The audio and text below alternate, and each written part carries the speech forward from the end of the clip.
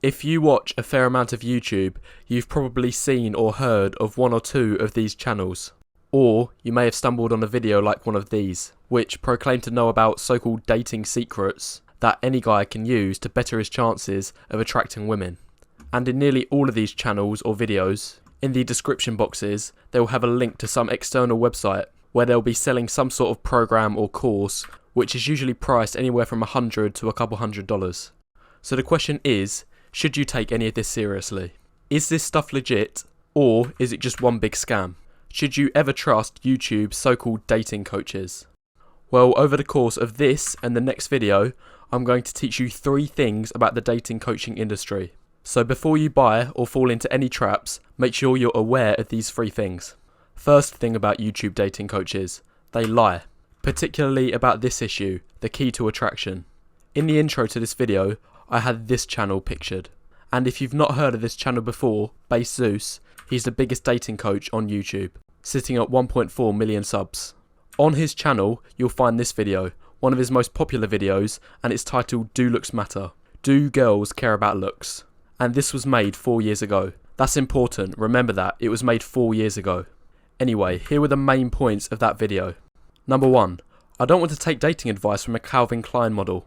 These guys are the worst because they always say looks don't matter. That's bullshit because looks do matter. 2, if this guy, and he's referring to the guy in the thumbnail, picks up a girl, it's not because he has game. It's because he's 6'3", 5% body fat, and a 6-pack. And lastly, the only people who say looks don't matter have been good looking all of their lives and don't know any better. So pretty much, I could summarise these 3 points in these statements. 1, he's saying that looks matter. They do matter when it comes to attracting women. And he says this explicitly. I've highlighted it in bold. That's bullshit because looks do matter. For number 2, he's saying 2 things. In the first part, he's saying that game is irrelevant if you're good looking. See how he says, if this guy picks up a girl, it's not because he has game. And the second part of the quote is saying that genetics plays a role for looks. Notice how he mentions height, which is a fundamental genetic factor. At least 90% of your height will be determined by your genetics.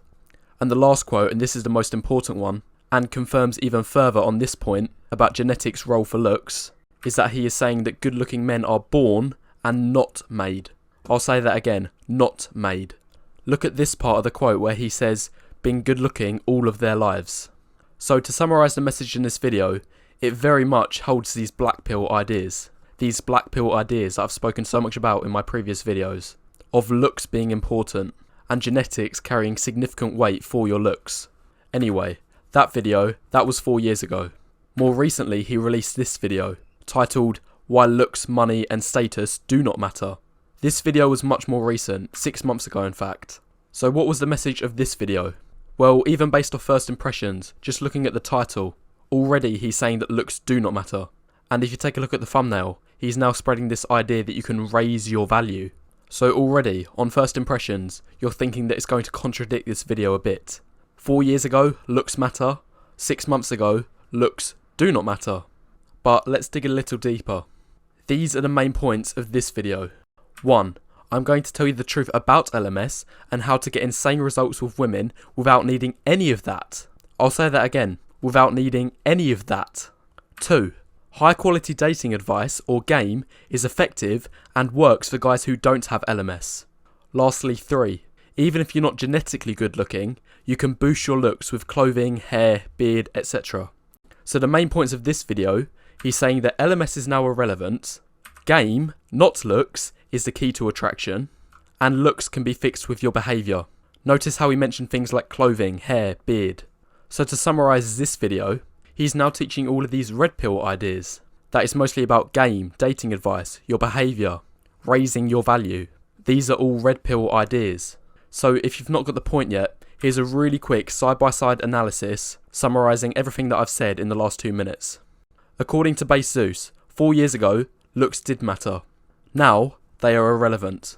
4 years ago, game was irrelevant, especially for good-looking men. Now, game is the key to attraction.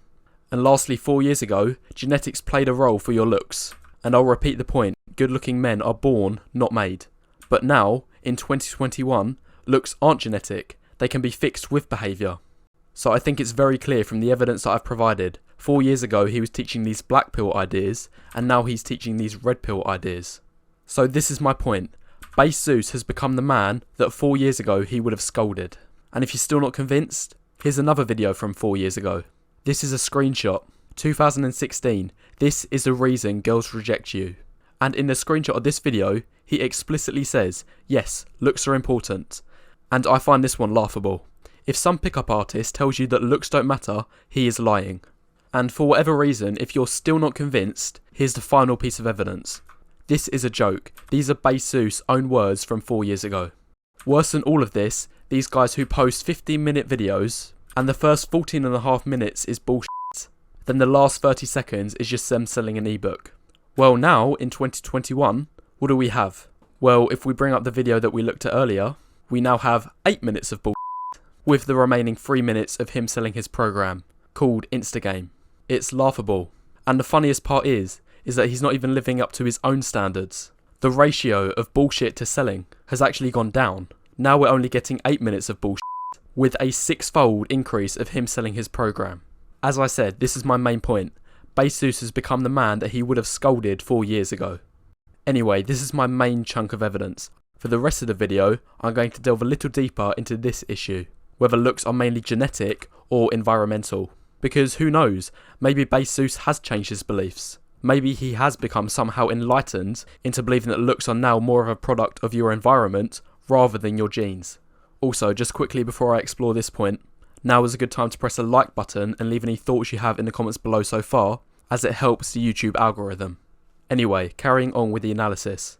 So to answer this question, firstly, Base Zeus is correct in stating that there are some environmental things at play that go into your looks. So these are some quotes from a recent video. Notice how he points out things like gym, getting a haircut, facial hair trim, and so on.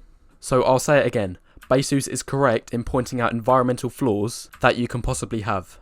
However, he now fails to pick up on genetic flaws. So, what potential genetic flaws are out there, and how much weight do they carry? And for this example, we're going to use this guy, who is the man from the thumbnail of his video. He has negative canthal tilt, meaning his eyes droop downwards. His eyebrows are excessively thin.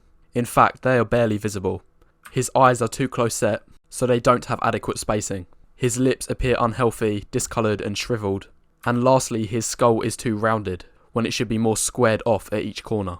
So these are all his sole genetic flaws. He also has 2 more flaws that cross over into this part genetic and part environmental zone. So his hyoid skin is too loose, and this is partially owing to his high body fat percentage, and his chin to philtrum ratio is also too large. Again, this is also partially owing to high body fat. So my point is, the reason that I'm bringing all of this up is because yes, Base Zeus and other dating coaches that give this advice are correct in saying that some aspects of looks can be improved through behaviour. However, you will scarcely hear, if ever, these dating coaches bring up these things, the role that genetics play. They're only painting half the picture, which isn't an accurate base to go by.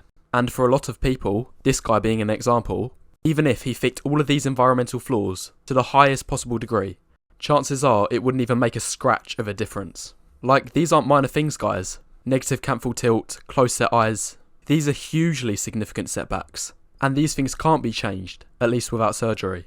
I think it goes without saying that even if this man maxed out each of these factors, he fixed his environmental flaws, then he would still be unattractive. He would still be below average, in that bottom 50%, and this is all owed to these genetic flaws, which, as I've already said, carry significant weight. I'll put it this way, in the past you've probably heard of something known as the 80-20 rule.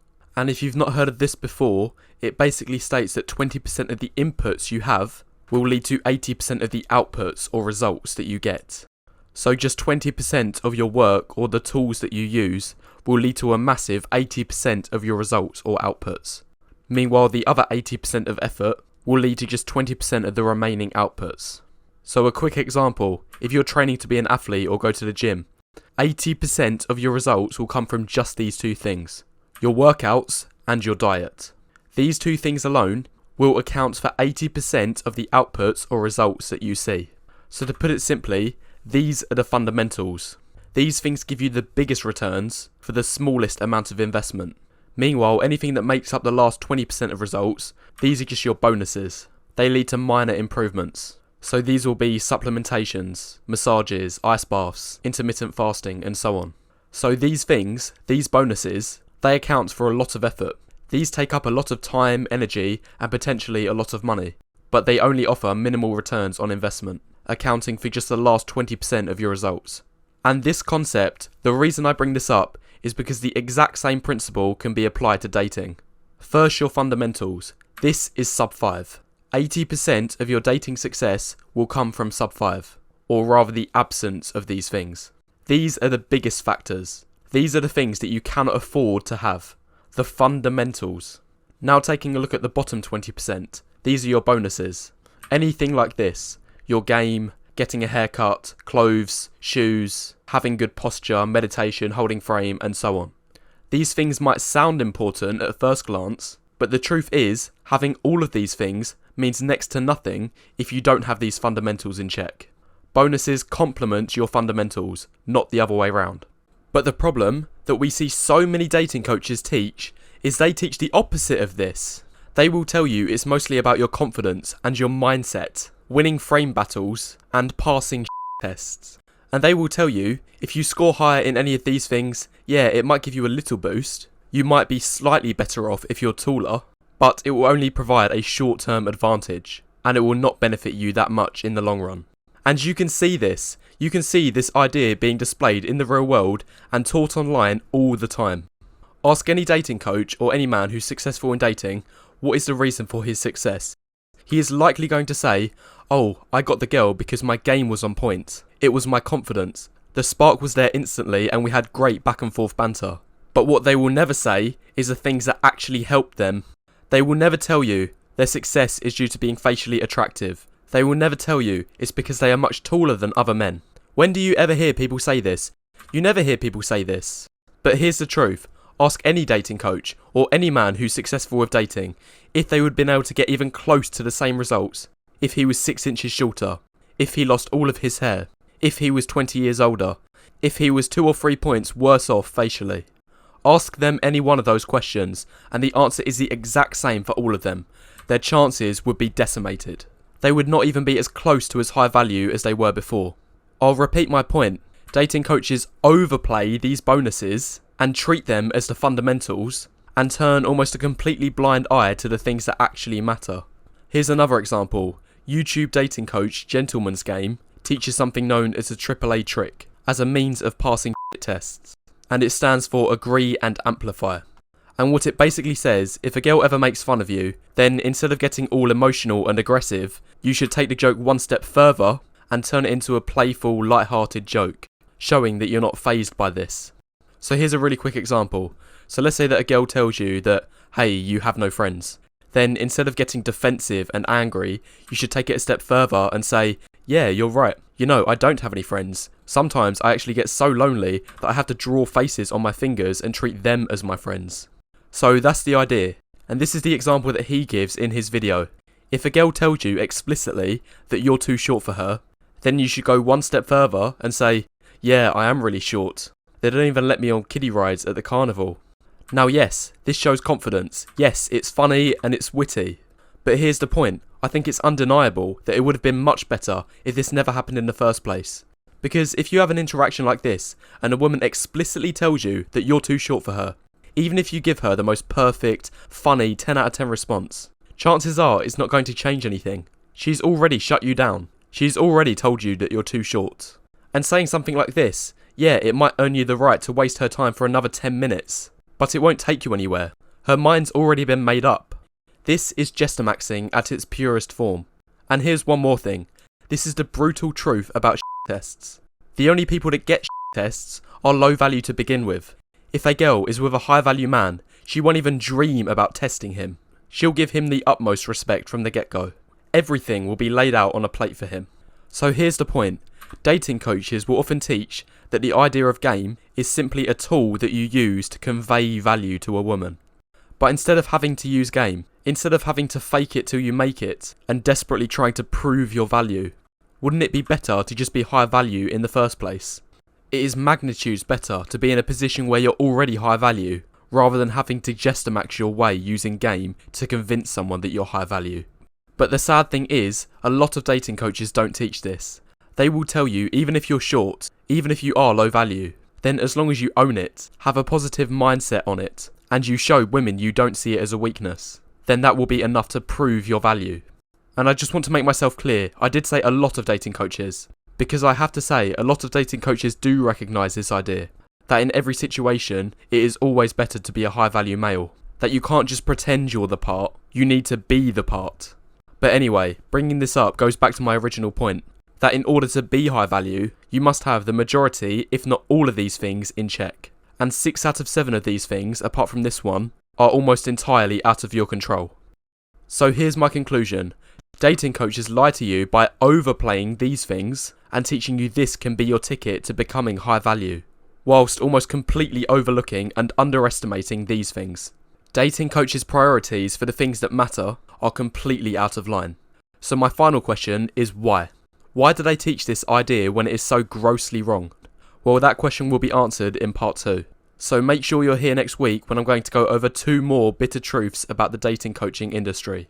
I'm going to break down in depth dating coaches' corrupt business model, which preys and exploits the most vulnerable and low value men. And I'm also going to tell you one other awful thing you need to know about dating coaches. A link will be in the description box below once it's finished.